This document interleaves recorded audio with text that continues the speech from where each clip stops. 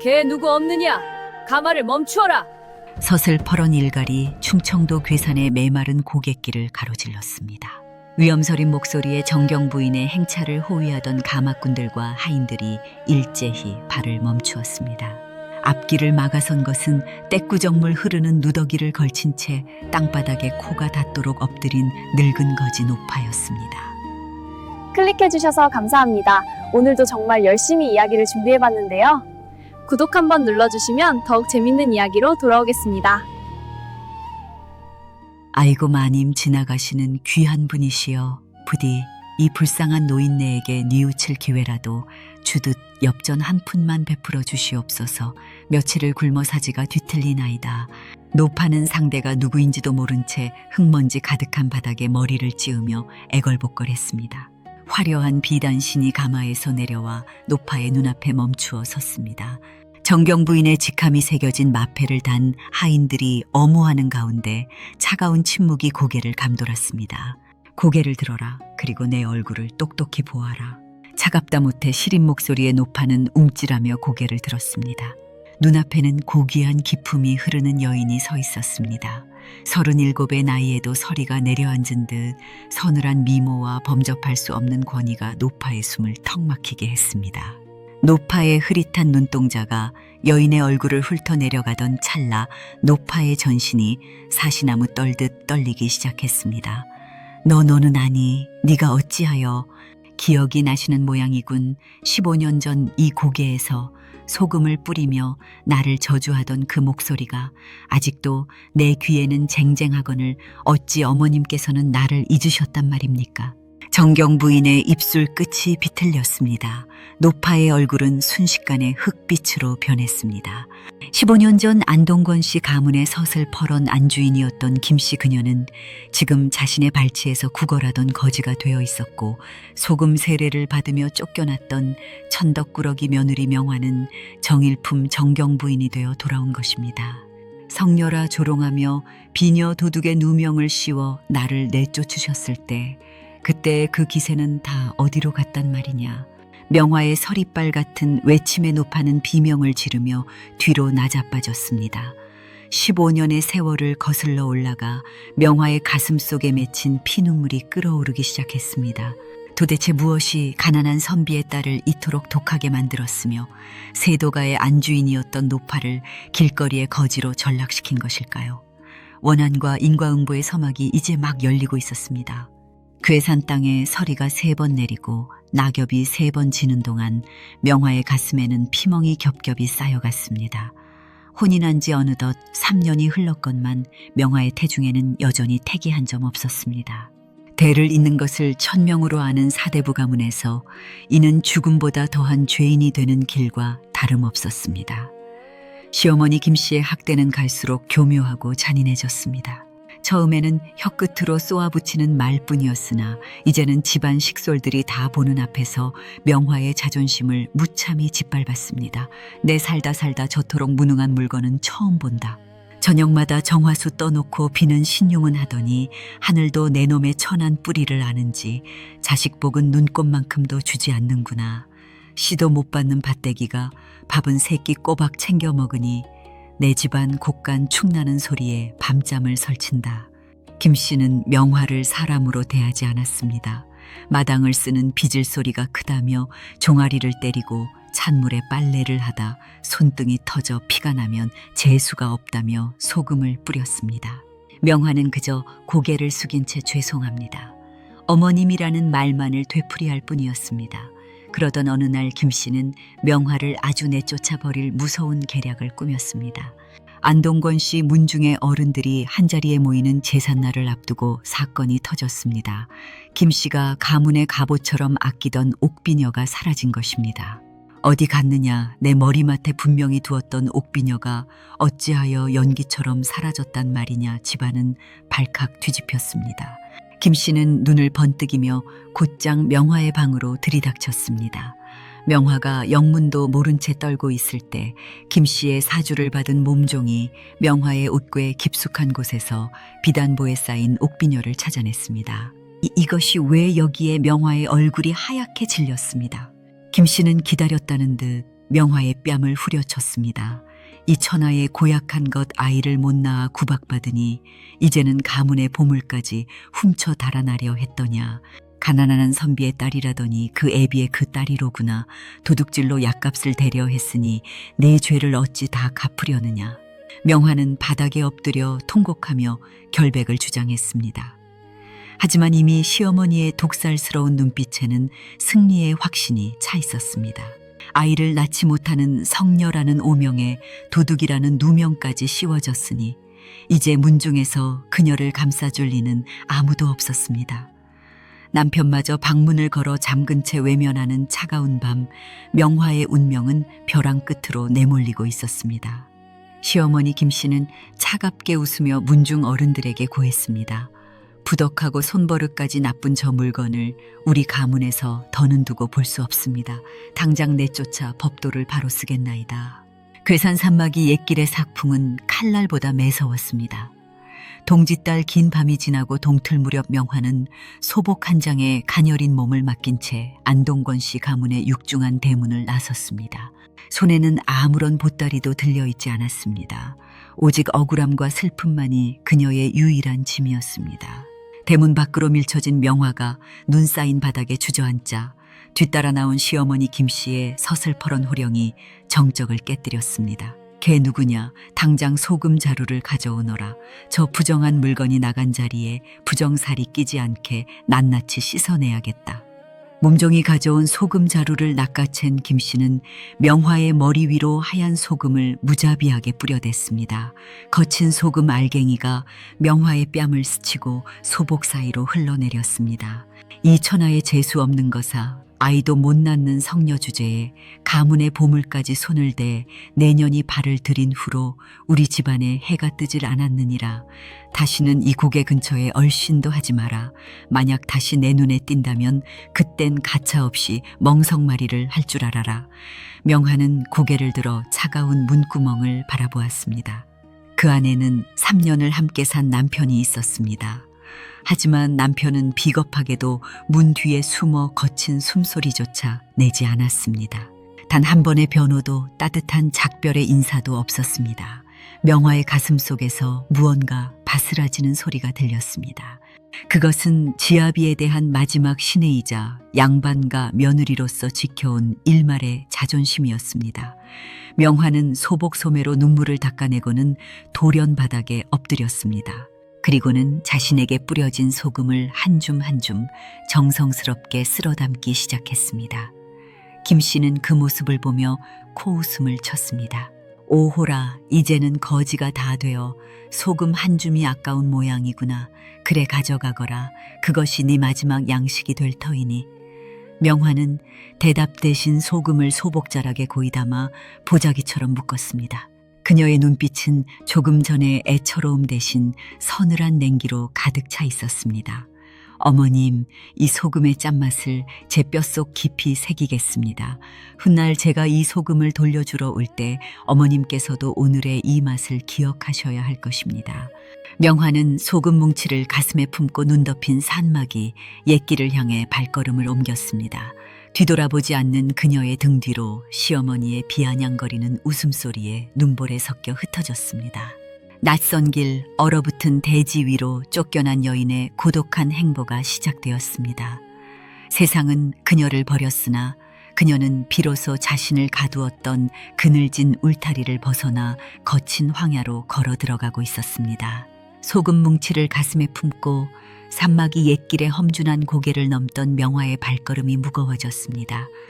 매서운 칼바람에 손발은 이미 감각을 잃은 지 오래였고 소복 한 장으로 버티기엔 동짓딸의 추위가 너무나 가혹했습니다. 무엇보다 그녀를 괴롭힌 것은 아랫배를 쥐어짜는 듯한 기묘한 통증이었습니다. 아직은 죽을 수 없다. 내 아버지의 누명도 벗기지 못했고 그 모진 수모를 갚아주지도 못했는데 입술을 깨물며 버텼지만 눈앞이 아득해지며 정신이 흐릿해졌습니다. 결국 명화는 깎아지른 절벽 옆 오솔길 위에서 정신을 잃고 쓰러졌습니다. 차가운 눈더미가 그녀의 수에 같은 소복을 덮어버릴 때쯤 괴산을 지나 한양으로 향하던 늙은 의원 한 명이 이 광경을 목격했습니다. 이게 누구인가? 이 깊은 산중에 웬 여인이? 의원은 급히 명화의 코끝에 손을 대보았습니다. 희미하게나마 온기가 남아 있었습니다. 그는 명화를 인근 숯가마 막으로 옮겨 불을 지피고 정신을 차리게 하려 그녀의 손목을 잡았습니다. 그런데 명화의 맥을 짚던 노 의원의 눈이 휘둥그레졌습니다. 그는 믿기지 않는다는 듯 몇 번이고 다시 맥을 짚어보더니 길게 탄식했습니다. 얼마 후 명화가 간신히 눈을 떴습니다. 몽그렁한 시야 사이로 노 의원의 얼굴이 보였습니다. 부인 정신이 좀 드시오. 도대체 무슨 사연이 있기에 이 엄동설안에 임신한 몸으로 길을 나선 게요. 명화는 제 귀를 의심했습니다. 임신이라니 그것은 평생 들어보지 못한 아니 들을 수 없으리라 여겼던 말이었습니다. 방금 무엇이라 하셨습니까? 제가 회임을 했다니요. 저는 아이를 갖지 못하는 성녀라 하여 쫓겨난 몸입니다. 노 의원은 혀를 차며 고개를 저었습니다. 성녀라니 당치도 않소 맥이 이토록 힘차고 분명한데 어찌 그런 박대를 당했단 말이오. 부인의 몸 안에는 벌써 3달이 넘은 귀한 생명이 요동치고 있소. 무리한 탓에 유산기가 조금 빛이 나 아이의 생명력이 워낙 강해 버텨낸 것이오. 그 순간 명화의 가슴 속에서 뜨거운 것이 울컥 치밀어 올랐습니다. 3년 동안 시어머니 김씨에게 들었던 온갖 저주와 멸시씨 없는 밭이라며 소금을 뿌려대던 그 악독한 얼굴들이 주마등처럼 스쳐 지나갔습니다. 남편조차 자신을 외면하게 했던 그 성녀라는 낙인이 사실은 새빨간 거짓이었음을 하늘이 증명해 준 것이었습니다. 명화는 배를 감싸 안으며 바닥에 머리를 짓짓고 통곡했습니다. 성녀라더니 내 몸에 생명이 있었다니 어머님, 제 몸속에 이렇게 장한 아들이 자라고 있는데 어찌 저를 소금 세례로 내쫓으셨습니까? 울음소리는 숯가마 막을 넘어 눈 덮인 산천에 사무치게 울려 퍼졌습니다. 슬픔은 곧 서늘한 분노로 변했습니다. 명화는 곁에 두었던 소금 보따리를 더 꽉 쥐었습니다. 이제 이 소금은 단순한 원한의 증표가 아니었습니다. 자신과 아이의 생명을 보존하여 훗날 저들의 오만을 무너뜨릴 인과응보의 씨앗이었습니다. 명화는 노 의원이 건네준 미음을 마시며 비장하게 일어섰습니다. 선생님, 저를 살려주셔서 감사합니다. 이 아이를 위해서라도 저는 기필코 살아야겠습니다. 제가 받은 이 짠 소금의 맛을 그들에게 고스란히 돌려줄 그날까지 말입니다.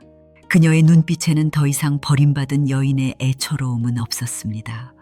오직 아이를 지키려는 어미의 강인함과 무너진 명예를 되찾으려는 정경 부인의 기계가 서리기 시작했습니다. 명화는 눈보라가 몰아치는 고갯마루를 향해 다시 첫 발을 내디뎠습니다. 그 발걸음은 15년 뒤에 펼쳐질 거대한 복수의 서막이었습니다. 눈보라를 뚫고 명화가 당도한 곳은 한양 근처 남산골에 버려진 초가집이었습니다. 돌아가신 친정아버지가 영모의 누명을 쓰고 가문이 몰락하기 전 잠시 머물렀던 옛터였습니다. 석가래는 내려앉고 마당엔 잡초가 무성했지만 명화는 절망하지 않았습니다. 그녀는 부서진 문틀을 고치고 언 땅을 파헤치며 아이를 맞이할 준비를 시작했습니다. 낮에는 남의 집 빨래를 하고 밤에는 등잔불 아래에서 바느질하며 손끝이 갈라지는 고통을 견뎠습니다. 배가 불러올수록 시어머니 김씨가 뿌렸던 소금 세례의 기억은 더욱 선명해졌습니다. 명화는 매일 밤 낡은 보자기에 쌓인 소금 뭉치를 꺼내보았습니다. 습기에 젖었다 말라붙어 돌덩이처럼 딱딱해진 소금은 그녀에게 도끼이자 유일한 위로였습니다. 아가 들리느냐, 이 소금은 내 어미의 눈물이요. 네가 갚아야 할 정정당당한 유산이다. 마침내 산통이 찾아온 밤 명화는 홀로 해산의 고통을 이겨내고 아들 수연을 품에 안았습니다. 아이의 울음소리가 적막한 남산골에 울려 퍼지던 날 명화는 처음으로 소리 죽여 웃었습니다. 세월은 유수와 같이 흘러 15년이 지났습니다. 명화는 37의 나이가 되었고 아들 수현은 어느덧 듬직한 소년으로 자랐습니다. 수현은 총명함이 남달라 한번 읽은 글은 평생 잊지 않았으며 어머니의 고생을 알기에 잠시도 책을 손에서 놓지 않았습니다. 마을 사람들은 저 집 아들이 장차 나라를 짊어질 제목이라며 칭송이 자자했습니다. 명화는 아들이 공부에 지칠 때마다 방 한 구석에 간직한 소금 보따리를 보여주었습니다. 수현아, 세상의 소금은 맛을 내는 귀한 것이나 사람의 가슴에 뿌려진 소금은 피눈물이 되는 법이다. 너는 부디 큰 사람이 되어 어미의 가슴에 박힌 이 짠맛을 씻어내다오. 수연은 그 보따리를 만지며 결연하게 대답했습니다. 어머니, 소자의 눈에는 이 소금이 보석보다 귀하게 보입니다. 어머니의 한을 제가 반드시 풀어드리겠습니다. 가난은 여전했지만 명화의 기가에는 날로 높아졌습니다. 그녀는 아들이 과거 시험을 준비하는 동안 과거에 아버지를 도왔던 옛 지인들을 남몰래 수소문하며 가문의 누명을 벗길 단서들을 하나둘 수집하기 시작했습니다. 15년 전 쫓겨나던 날의 비참함은 이제 거대한 복수의 설계도가 되어 명화의 가슴 속에서 완성되고 있었습니다. 그러던 어느 날 한양바닥에 커다란 벽서가 붙었습니다. 억울하게 죽임을 당했던 명화의 아버지가 마침내 누명을 벗고 관직이 복권되었다는 소식이었습니다. 명화는 떨리는 손으로 소금 보따리를 움켜쥐었습니다. 이제 남은 것은 단 하나, 아들이 장원급제하여 정경 부인의 첩지를 들고 그 오만한 시어머니 앞에 당당히 서는 것뿐이었습니다. 명화는 먼 괴산 땅을 바라보며 싸늘하게 미소 지었습니다. 15년의 인고가 끝을 향해 달리고 있었습니다. 드디어 한양 도성 전체가 들썩이는 과거 급제자 발표의 날이 밝았습니다. 방을 붙이는 관원이 대궐 문 앞 게시판에 붉은 종이를 내걸자 구름처럼 몰려든 유생들 사이에서 비명이 터져 나왔습니다. 명화는 차마 그 자리에 가지 못하고 정화수 한 그릇을 떠놓은 채 집마당에서 손이 발이 되도록 빌고 있었습니다. 그때였습니다. 멀리서 풍악 소리와 함께 급제요 남산골 이 수현 도령이 장원급제요 하는 외침이 천둥 소리처럼 들려왔습니다. 마당으로 뛰어들어온 수현은 어사화를 머리에 꽂고 옥색 도포 자락을 휘날리며 어머니 앞에 무릎을 꿇었습니다. 어머니, 소자가 해냈습니다. 전하께서 친히 소자의 답안을 보시고 1등으로 점지하셨나이다. 이제 어머니의 눈물을 닦아드릴 수 있게 되었습니다. 수연의 목소리는 떨리고 있었고 그를 바라보는 명화의 눈에선 억눌러 왔던 15년의 세월이 뜨거운 눈물이 되어 쏟아졌습니다. 마을 사람들은 개천에서 용이 났다며 입을 모아 칭송했습니다. 하지만 기쁨은 여기서 끝이 아니었습니다. 명화의 아버지가 영모의 누명을 완전히 벗었다는 소식에 이어 임금은 억울하게 고초를 겪은 가문의 여인인 명화에게 정경부인의 첩지를 내렸습니다. 정경부인, 외명부 최고의 품계이자 여인으로서 오를 수 있는 가장 높은 자리였습니다. 화려한 비단옷과 금박 박힌 머리띠가 명화에게 전달되던 날, 그녀는 방 깊숙한 곳에서 날꽃때 묻은 보자기 하나를 꺼냈습니다. 수현이 다가와 그 모습을 묵묵히 지켜보았습니다. 어머니, 이제 그 끔찍한 것은 버리시지요. 정경부인의 신분에 어울리지 않습니다.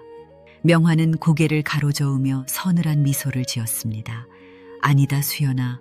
이것은 내가 버려야 할 짐이 아니라 그들에게 돌려줘야 할 빚이다. 이 소금이 없었다면 나는 15년 전 산속에서 죽었을 것이고 너 또한 이 세상의 빛을 보지 못했을 게다. 명화는 떨리는 손으로 소금 뭉치를 다시 보자기 속에 정성껏 싸서 품었습니다. 첩지를 받은 그녀의 눈빛은 더 이상 가난에 찌든 여인의 것이 아니었습니다. 내일 당장 괴산으로 떠날 채비를 하여라. 내 아버지를 욕보이고 나를 성녀라 부르며 소금을 뿌렸던 그 집으로 갈 것이다. 내가 받은 짠맛을 그들에게 고스란히 돌려주러 가야겠다. 정경부인의 행렬을 준비하는 하인들의 움직임으로 남산골이 분주해졌습니다. 화려한 가마와 수십 명의 수행원이 따르는 위엄 있는 정경부인의 귀환. 명화는 가슴 속 소금 보따리를 움켜쥐며 자신을 내쫓던 그날의 눈보라보다 더 차가운 복수의 칼날을 갈고 있었습니다. 인과응보의 시간이 머지 않았습니다. 15년 전 소복 한 장에 소금 세례를 받으며 쫓겨나던 그 험한 고갯길을 이제는 수십 명의 하인을 거느리고 다시 넘게 된 것입니다. 가마 안에서 명화는 무릎 위에 놓인 낡은 보자기를 가만히 내려다보았습니다. 비단 옷자락과는 도저히 어울리지 않는 때 묻고 거친 삼배 보자기였습니다. 그 안에는 세월에 절어 돌덩이처럼 딱딱하게 굳어버린 소금 뭉치가 들어있었습니다. 어머니 정말로 그것을 가져가셔야겠습니까? 곁을 지키던 아들 수연이 조심스럽게 물었습니다. 수연의 눈에는 어머니의 가슴에 맺힌 한이 보였습니다. 명화는 창에 가림막을 살짝 올리고 아들을 바라보며 낮게 읊조렸습니다. 수현아, 세상 사람들은 인과응보를 말하지만 하늘이 저절로 갚아주는 법은 없단다. 사람이 뿌린 씨앗은 반드시 그 사람이 거두게 해야 하는 법이지. 이 소금은 내 눈물이었고 너의 굶주림이었으며 우리 가문의 피눈물이었다. 이것을 돌려주지 않고서는 나는 진정한 정경부인이 될 수 없다. 수연은 어머니의 서늘한 눈빛에서 15년의 세월이 응축된 결연함을 보았습니다. 명화의 마음속에는 이미 괴산 산막이 옛길의 풍경이 선명하게 그려지고 있었습니다. 자기를 성녀라 부르며 대문을 걸어 잠그던 시어머니 김씨의 오만한 얼굴, 그리고 방 안에서 숨죽이고 나오지 않던 남편 권씨의 비겁한 뒷모습까지도 말입니다. 행렬이 충청도 땅에 들어서자 명화의 심장은 더욱 세차게 뛰었습니다. 하지만 그것은 두려움이 아니었습니다. 뼛속까지 시렸던 15년 전의 추위가 비로소 뜨거운 복수의 열기로 바뀌는 설렘이었습니다. 가마를 멈추지 마라. 지체할 이유가 없다. 안동권 씨 집성촌 그 대문 앞에 이를 때까지 단 한순간도 쉬지 않을 것이다. 명화의 명령에 행렬은 속도를 높였습니다. 고갯마루를 넘을 때마다 바람 끝에 실려오는 흙내음이 과거의 기억을 일깨웠습니다. 명화는 보자기를 더욱 품에 꽉 안았습니다. 그날의 짠맛이 혀끝에 맴도는 듯 했습니다. 마침내 저 멀리 익숙한 기와 지붕들이 보이기 시작했습니다. 한때는 세도가의 위용을 자랑하던 집들이었으나 이제는 세월의 풍패빛이 바랜 모습이었습니다. 명화는 가마문을 굳게 닫으며 마음을 다잡았습니다.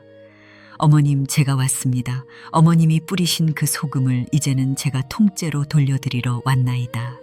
정경 부인의 행렬이 마을 어귀에 들어서자 온 동네가 발칵 뒤집혔습니다. 구경 나온 사람들은 가마의 주인이 누구인지도 모른 채 머리를 조아렸습니다. 명화는 가마 속에서 서늘한 미소를 지으며 15년 전 소금 세례의 마침표를 찍을 대문 앞을 향해 나아갔습니다. 화려한 비단 가마가 괴산 산막이 옛길 어귀에 멈춰 섰습니다. 한때 안동권 씨 가문의 위세가 하늘을 찌르던 집성촌이었으나 눈앞에 펼쳐진 풍경은 황량하기 그지없었습니다. 권 씨 가문은 명화의 아버지가 복권되던 해에 그간의 비리가 탄로나 문중 전체가 몰락의 길을 걸었습니다. 떵떵거리던 기와집들은 곳간이 비어 지붕에 자풀이 무성했고 위세를 떨치던 종가댁 대문은 경첩이 떨어져 흉물스럽게 삐걱거리고 있었습니다. 가마 주위에 구경꾼들이 몰려들었습니다. 한양에서 내려온 정경 부인의 행차라는 소문에 마을 사람들은 바짝 엎드려 고개를 들지 못했습니다. 그때 남루한 누더기를 걸친 노파 하나가 사람들 사이를 비집고 기어나왔습니다. 떼국물이 흐르는 얼굴에 머리카락은 헝클어져 숲을 같았고 손은 갈라져 피딱지가 앉은 비참한 몰골이었습니다. 아이고 마님, 자비로운 마님, 배가 고파 사흘을 굶었나이다. 부디 은혜를 베풀어 한 푼만 적선해 주십시오. 노파는 가마 앞 길바닥에 머리를 짓박으며 애걸했습니다.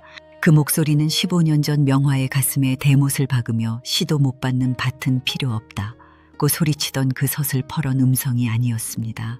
세월과 가난에 짓눌려 쉰 소리만 나오는 비참한 거지의 울음이었습니다. 가마 안에서 이 광경을 지켜보던 명화의 눈빛이 싸늘하게 식었습니다. 가마 문을 가린 비단 휘장 너머로 노파의 굽은 등덜미가 보였습니다. 15년 전 눈발이 날리던 그날 명화에게 소금을 뿌리며 다시는 이 땅에 발도 들이지 마라 고 저주를 퍼붓던 시어머니 김씨였습니다. 수연이 말을 타고 다가와 가마 곁에서 낮게 물었습니다. 명화는 대답 대신 무릎 위에 놓인 낡은 삼배 보자기를 꽉 쥐었습니다. 보자기 안에서 15년 된 소금 뭉치가 딱딱하게 부딪히는 소리가 났습니다. 그것은 명화가 견뎌온 세월의 무게이자 차디찬 응어리였습니다. 명화는 가마 문을 열라는 신호를 보냈습니다. 수행하던 하인들이 일제히 가마 옆으로 붙어 휘장을 걷어 올렸습니다. 눈부신 햇살이 가마 안으로 쏟아졌고 그 빛 가운데 정경 부인의 위엄을 갖춘 명화가 모습을 드러냈습니다. 바닥에 엎드려 구걸하던 김씨, 노파는 고운 비단 신발이 눈앞에 나타나자 감지덕지하며 더욱 머리를 조아렸습니다. 감사합니다. 마님 정말 감사합니다. 이 은혜 잊지 않겠나이다. 노파는 가마 주인이 누구인지 꿈에도 모른 채 오직 손에 떨어질 동전 몇 푼만을 기다리며 바들바들 떨고 있었습니다. 명화는 그런 노파를 내려다보며 차갑게 입을 열었습니다. 고개를 들어 나를 보시오. 나를 똑똑히 보아야 내가 베푸는 것을 온전히 가져가지 않겠소. 서늘하고도 기품 있는 목소리에 노파는 흠칫 놀라며 천천히 고개를 들었습니다. 눈앞에 앉아있는 여인의 얼굴을 확인한 순간 김씨 노파의 눈동자가 경악으로 뒤덮였습니다. 기억 저편으로 밀어냈던 소금을 뒤집어쓰고 쫓겨나던 며느리의 얼굴이 그곳에 있었습니다. 15년 전보다 더욱 단단하고 고귀해진 모습으로 자신을 심판하듯 내려다보고 있었습니다. 정경 부인의 화려한 비단 치맛자락이 흙먼지 날리는 길바닥에 닿았습니다. 가마에서 내려선 명화의 자태는 서슬퍼런 서리꽃처럼 차갑고도 고결했습니다. 엎드려 있던 김씨, 노파는 눈앞에 나타난 고운 비단신을 보고는 보물이라도 발견한 듯 더러운 손을 뻗으려 했습니다. 그러나 고개를 든 순간 노파의 숨소리가 컥 하고 막혔습니다. 내 이놈 감히 어느 안전이라고 손을 뻗느냐 수행하던 하인의 호통에 노파는 뒤로 나자빠졌습니다. 흐릿한 눈을 비비며 올려다본 곳에는 15년 전 소금 세례를 받으며 쫓겨났던 그 성녀 명화가 정경 부인의 첩지를 머리에 얹고 당당히 서 있었습니다. 노파의 입술이 경련하듯 파르르 떨렸습니다. 네가 어찌 이 모습으로. 명화는 대답 대신 품 안에서 때 묻은 삼배 보자기를 꺼냈습니다. 15년의 세월 동안 명화의 피눈물이 배어들어 딱딱하게 굳어버린 소금 뭉치였습니다. 명화는 천천히 보자기 매듭을 풀었습니다. 그 안에는 세월이 흘러 빛바랜 소금이 가득했습니다. 어머님 기억하시옵니까? 15년 전 이 고개에서 제 등 뒤에 뿌리셨던 그 소금입니다. 아이를 못 낳는 죄인이라며 가문의 수치라며 제 목숨보다 귀한 비녀를 도둑질했다 몰아세우고 뿌리셨던 바로 그 소금 말입니다. 명화의 목소리는 낮고 낮았으나 그 안에 담긴 원하는 송곳처럼 노파의 심장을 찔렀습니다. 김씨 노파는 겁에 질려 엉금엉금 뒤로 물러나려 했으나 명화의 손이 더 빨랐습니다. 명화는 보자기 속에 소금을 한 웅큼 쥐어 노파의 머리 위로 사정없이 뿌려버렸습니다. 이것이 제가 15년간 품어온 어머님의 정성입니다. 받아가시지요. 하얀 소금 가루가 노파의 헝클어진 머리카락과 주름진 얼굴 위로 쏟아졌습니다. 눈가에 들어간 소금기의 노파가 비명을 지르며 얼굴을 감싸 쥐었습니다. 명화는 멈추지 않고 남은 소금을 모두 털어 노파의 몸 위로 쏟아 부었습니다. 어머님, 제가 돌려드린 소금이 아직도 짜옵니까? 제 가슴에 박혔던 그 짠맛에 비하면 이건 설탕물보다 달콤하지 않으십니까? 노파는 눈도 뜨지 못한 채 바닥을 긁으며 울부짖었습니다. 15년 전 자신이 했던 악행이 거대한 파도가 되어 자신을 집어삼키고 있음을 그제야 깨달은 것입니다. 명화는 그 비참한 꼴을 내려다보며 가슴속을 짓누르던 돌덩이가 마침내 가루가 되어 흩어지는 것을 느꼈습니다. 성녀라 내쫓았던 이 몸이 정경 부인이 되어 돌아왔고 어머님이 내친 그 핏줄이 이 나라의 장원급제자가 되었습니다. 인과응보가 이리도 무거우니 어찌 하늘이 무섭지 않으셨습니까? 마을 사람들은 숨을 죽인 채 이 광경을 지켜보았습니다. 한때 세도가의 안주인으로 기세등등하던 김씨 노파는 이제 소금 범벅이 된 채 길바닥에 뒹구는 추한 거지에 불과했습니다. 명화는 눈물을 훔치며 하늘을 우러러 보았습니다. 15년 전 고갯마루에서 흘렸던 피눈물이 이제야 비로소 멈추는 듯했습니다. 소금 세례를 받은 노인은 그 자리에서 까무러쳐 바닥을 뒹굴었습니다.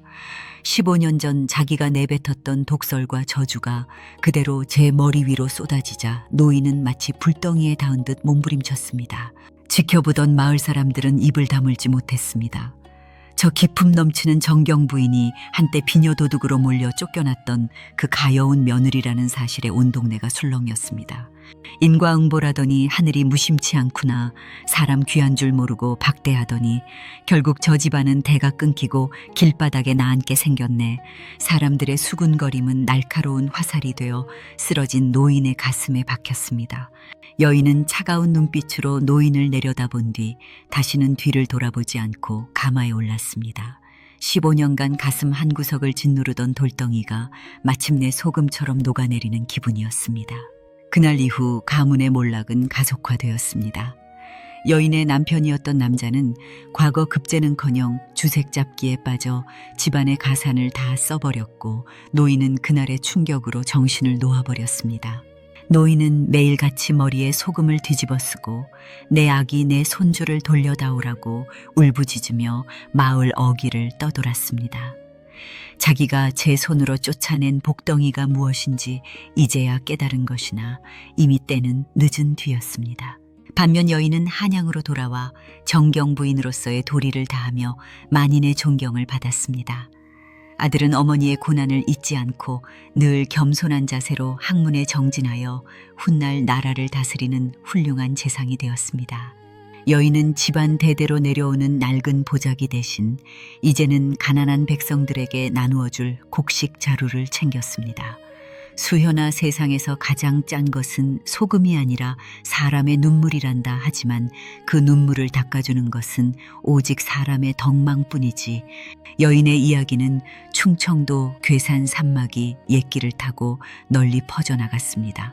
사람을 함부로 대하고 오만하게 구는 자들에게는 경종을 울리고 고난 속에서도 희망을 잃지 않는 이들에게는 큰 위로가 되었습니다. 뿌린 대로 거둔다는 하늘의 이치는 15년이라는 긴 세월을 돌고 돌아 마침내 제자리를 찾았습니다. 지혜로운 삶은 멀리 있지 않습니다.